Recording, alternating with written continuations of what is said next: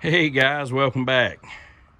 As you can see, we've laid out, boy, there's some long ones. That's about 18 feet, about 20 inches. It's got a few knots on it. We're gonna try to make some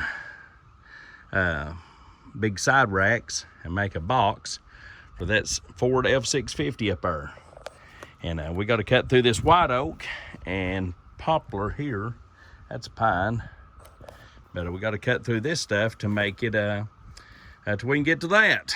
So, which we did just now, cut a 16 foot, well, a little over 16 foot. You can actually take them over and show them that 16 footer, Dalton.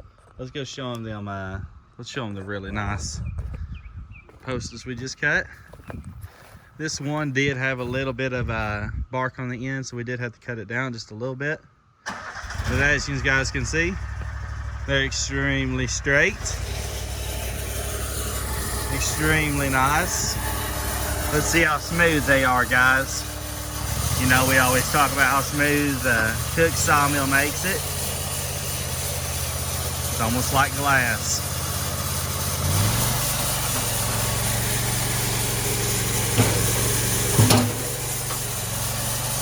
Like I said, let's see, I think it's this one right here.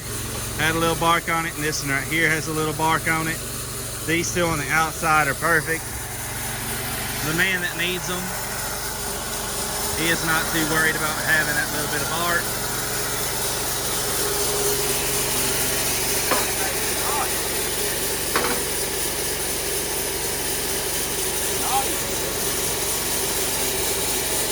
Who out there thinks the Cook Sawmill, I know a lot of sawmills, have trouble cutting through knots, and they make they either dive or they do like an arch.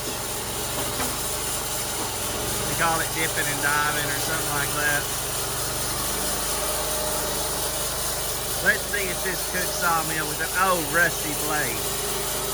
The blade has been used about to dull, by the way, guys, because we have been cutting a lot with it. We have not got into our new blade yet. This is its last run. It's been sharpened 3 or 4 times.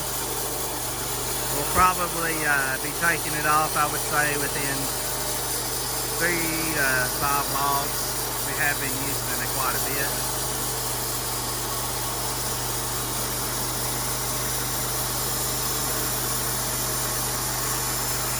What do you guys think? Is that coming out straight?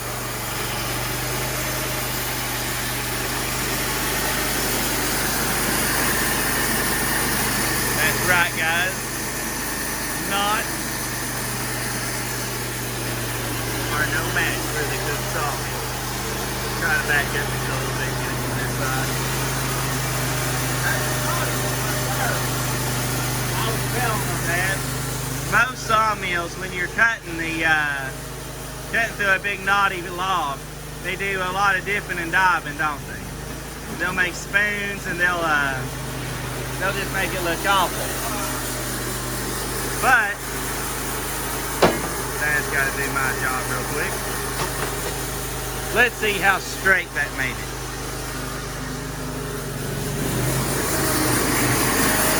Well, I can't hardly see it from here. It cut straight through.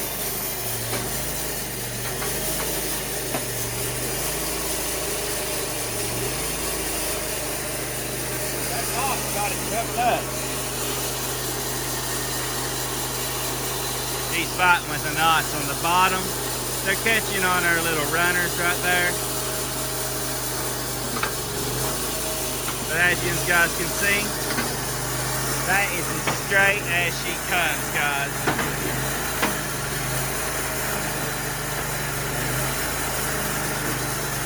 Look how smooth.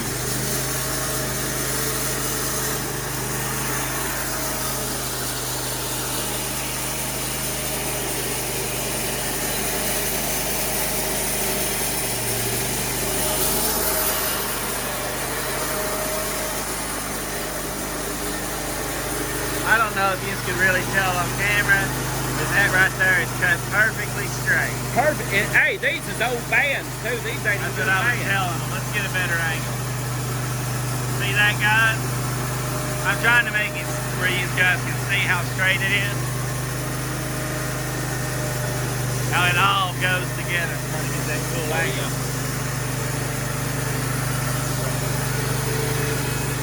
We can also see a little bit on the slab just how straight the cook sawmill cuts a big knotty piece. Plenty knots. Let's see. No splinters. Wow.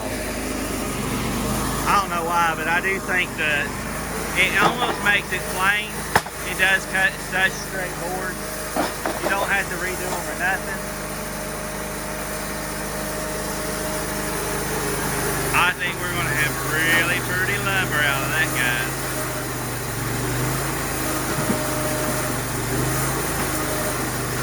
And now on the ones that's got the little bit of bark over there, we know that you can go and we should have cut off a little bit more, but we were trying to get four befores out of that one log. And where the log was 16 foot, sometimes it's a little bit hard to get what you're needing out of it. So for us not to waste any wood, we went ahead and left a little bit of bark on it. No big deal.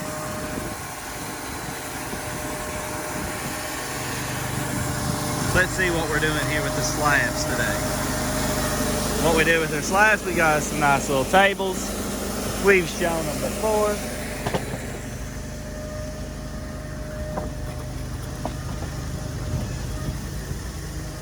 We just kind of chuck them off from it after a second. You're wrestling with them. We are separating our pine from our woods we can burn. You cannot burn pine. You can if you dry it out enough. But even I have heard that you can, you know, if you dried it out. I particularly would not suggest even trying it in the first place. I would not burn pine, guys. Let's see. Yeah.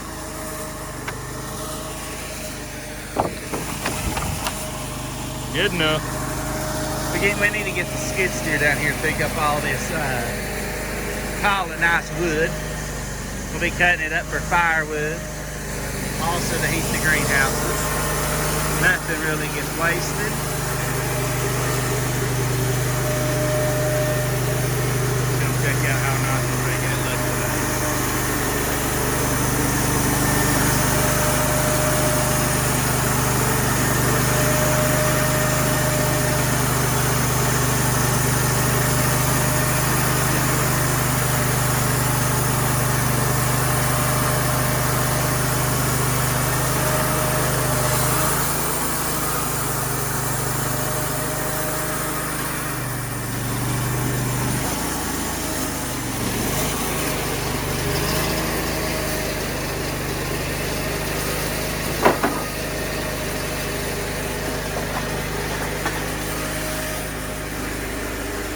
Looking pretty good.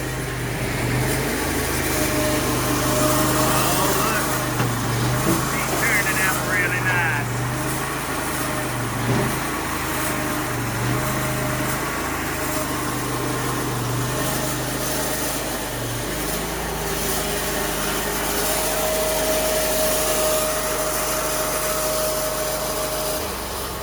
I was going to tell everybody, now we've cut that down to a 6x8. 6 inches wide, 8 inches tall. Now I can take some inch boards off from it for some of our fencing that we're doing. Like I said in an earlier video, when we was logging with the horses, some of this poplar will make fencing boards. I'll take some inch boards down till I get down to a certain number, and then I'm going to need some nominal 2x4s for that 650 Hey, Dad, to build that box. what's a nominal 2x4? It's 1.5 inches by 3.5. 1.5 inches by 3.5? Like a store-bought 2x4. See, guys, at stores and places like Lowe's and everywhere that you buy your lumber, they have what's called nominal 2x6s, nominal 2x4s, and it's actually a little bit littler than a real true 2x4. Now a true 2x4, that's what we call it. A true 2x4 is 2 inches by 4 inches. If I'm not mistaken, we lose a ½ inch at phenomenal 2x6s and things like that.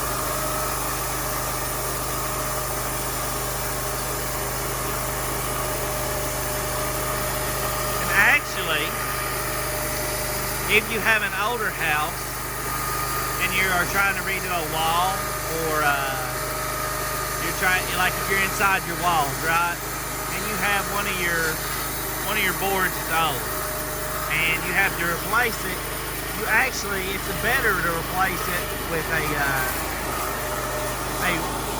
true 2x4, because usually on your older houses, that's what everybody had in them, because that was the normal.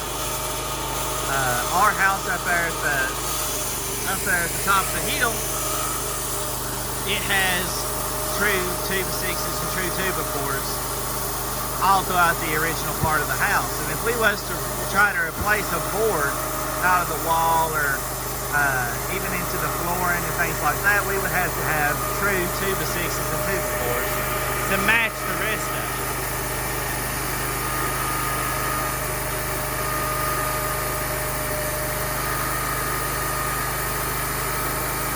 Sometimes it would be better just to go ahead and have your sawmill, have all your wood sawmill.